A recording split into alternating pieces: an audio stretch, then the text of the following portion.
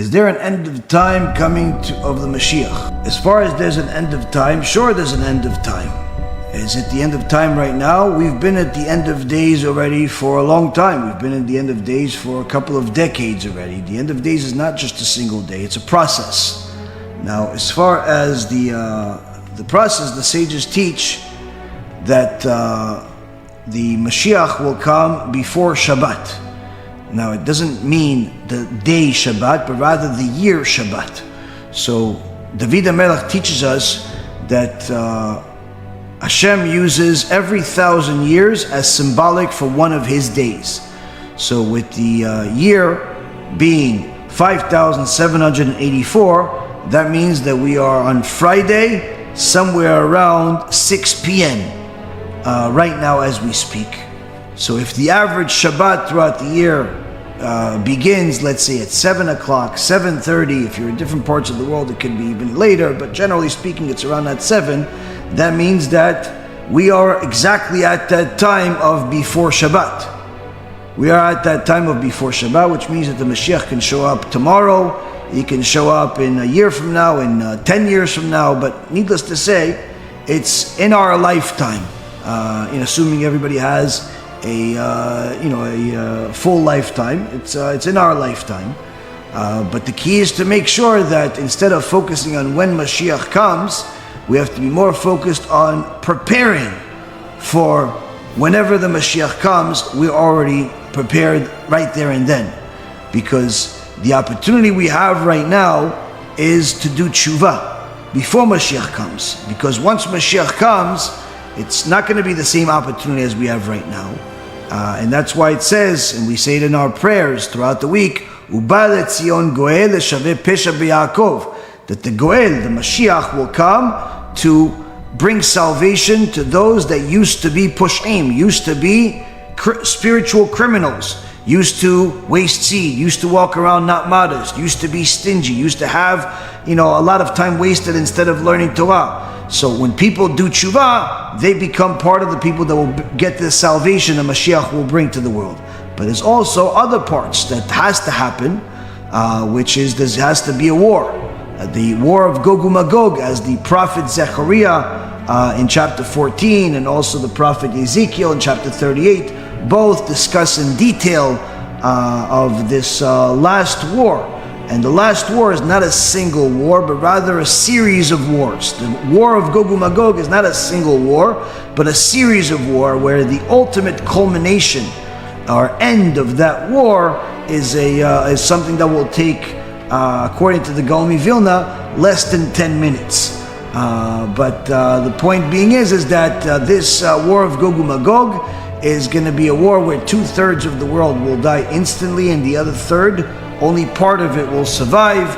The Mashiach will fight against all of the enemies of Am Yisrael, all of the enemies of the Torah.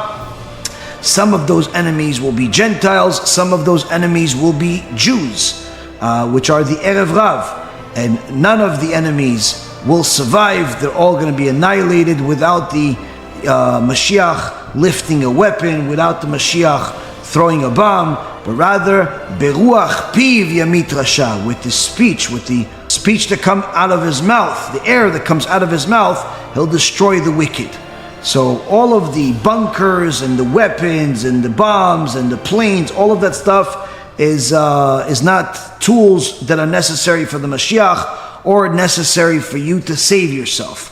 The way that each and every single person can save themselves for the time of when Mashiach comes, and the process of Mashiach arriving is by doing teshuvah, spiritually focusing, rather than materially focusing.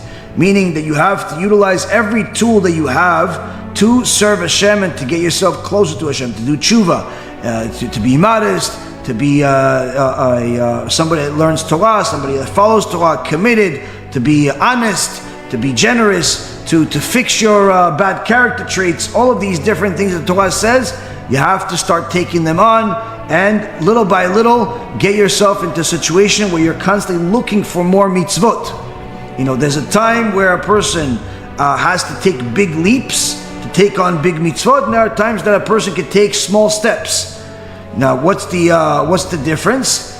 when it comes to the prohibitions, meaning things that are forbidden, you have to take big steps. There's no such thing as small steps. There's no such thing as small steps of violating Shabbat. You have to right away take a big step and keep the whole Shabbat and not violate it, at least not knowingly. There's no such thing as small steps of protecting your brit or your modesty. Either you're protecting the brit and you're modest, or you're not protecting your brit and you're not modest. Now, of course, there's going to be failures along the way, but at the very least, the effort is 100%. The effort is 100%. So when it comes to the prohibitions, it must be big steps. When it comes to the positive mitzvot of doing things, whether it's giving charity or it's doing any positive mitzvah, that you could take smaller steps. You could take smaller steps. But the negative mitzvot, meaning the prohibitions, that must be big steps. Must be big steps. Stay away from making big sins. Stay away from hurting people, stealing from people, being dishonest, causing people to sin. All of those things, you have to take the big step and do it ASAP. That way you'll be utilizing this time that HaKadosh Baruch Hu is giving us before the Mashiach arrives. And don't harp so much on the timing of Mashiach, whether he's coming now or next week or next year or 10 years from now or 5 years from now. Don't, because you want as much time as possible, because you need to do as much teshuvah as possible, learn as much Torah as possible to be the most prepared you possibly can be for when he eventually comes. The people that typically are focused on specific days of when Mashiach comes are so bent out of shape because of this obsession that they forget about doing teshuvah. They forget about doing teshuvah in some critical parts. So it's more important to focus on the teshuvah and not on the date the Mashiach comes. But certainly the Mashiach is coming. We just have to do as much as we can to prepare for him.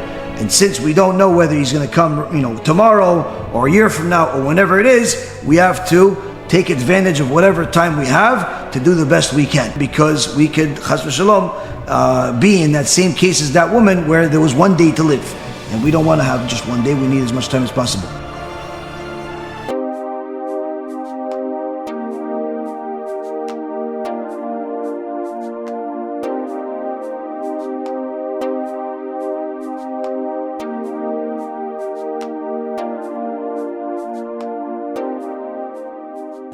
אני מברך את הרבנים, הרב ירון ראובן, הרב אפרים כחלון, ראשי ארגון בעזרת השם, שהלכו בפי עליון, שעלו מעלה, יהיה להם ברכה והצלחה. הקדוש ברוך הוא ימלא בישועות ליבם לטובה ולברכה, שבכל מה שיפנו ישכילו ויצליחו, יזכו לעשות כאלה וכאלה, הודיעו תורה לאדירה, אמן ואמן.